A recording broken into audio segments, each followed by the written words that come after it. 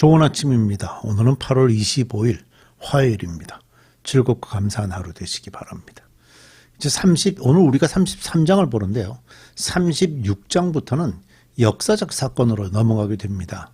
바로 그 앞에 기록이 된 게 34장, 35장이죠.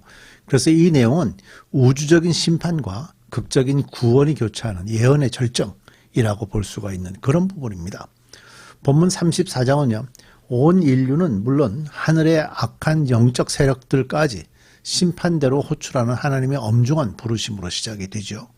특히 형제 나라임에도 이스라엘을 잔인하게 괴롭혔던 에돔을 향해서 맹렬한 심판을 선포하는데, 여기서 에돔은 하나님을 대적하는 모든 세상 세력을 상징한다고 볼 수가 있습니다.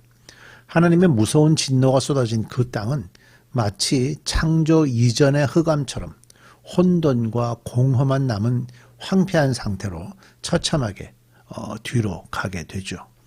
불타는 유황과 흉측한 들짐승들이 득실거리는 이 불쾌하고도 소름 돋는 묘사는요, 단순한 비유가 아니라 실제적으로 일어날 두려운 사건이었습니다.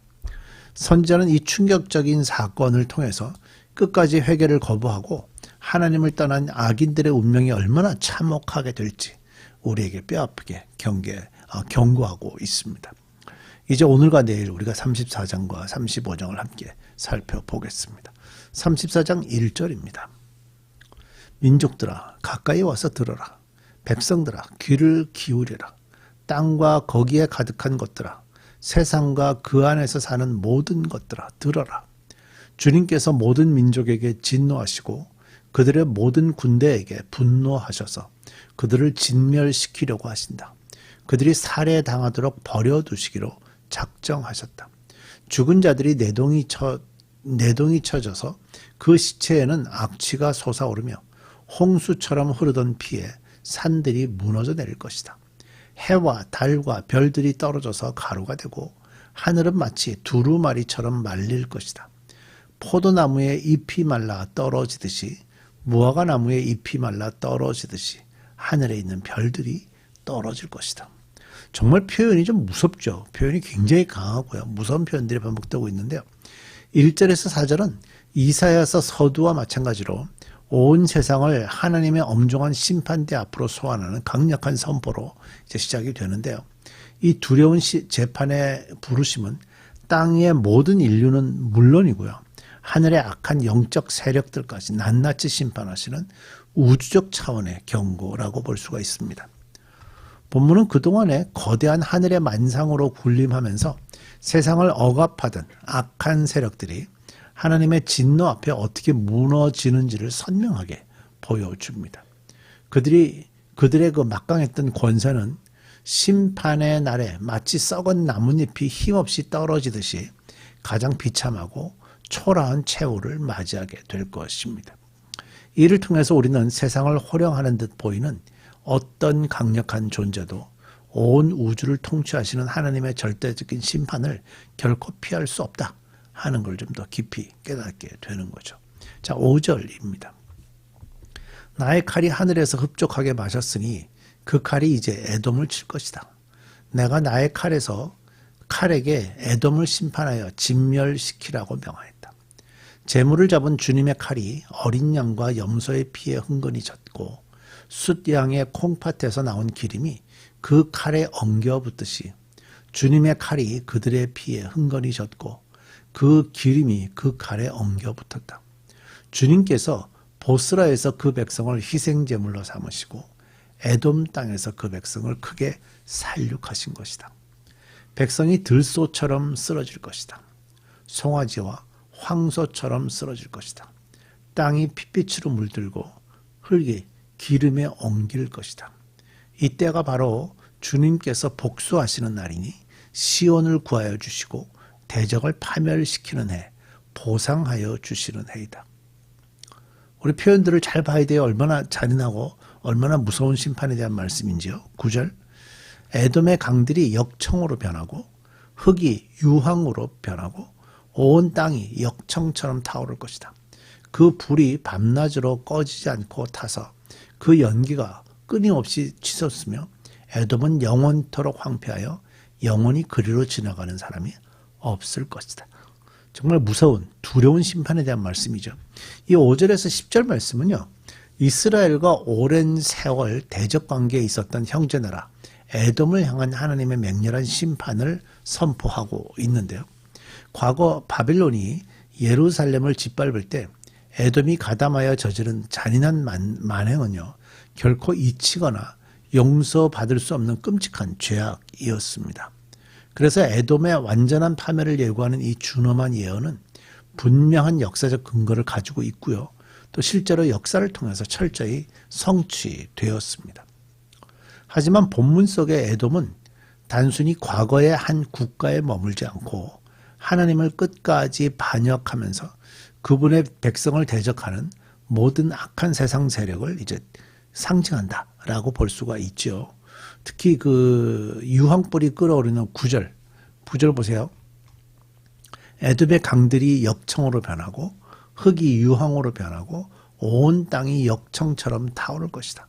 이 9절의 표현이 굉장히 아주 잔인한 그런 묘사죠. 이런 것은 과거 소돔과 고모라에 내렸던 영구적이고도 철저한 불의 심판을 생생하게 상기시켜 주고 있습니다. 결국 이 단락은 거룩하신 하나님을 거부하고 교만하게 행하는 자들에게 내려질 피할 수 없는 보편적 심판이 여전히 남아있다 하는 것을 우리에게 강력하게 경고하고 있죠. 자, 11절 말씀입니다. 펠리컨과 고슴도치가 그 땅을 차지하겠고 부엉이와 까마귀가 거기에서 자리를 잡을 것이다.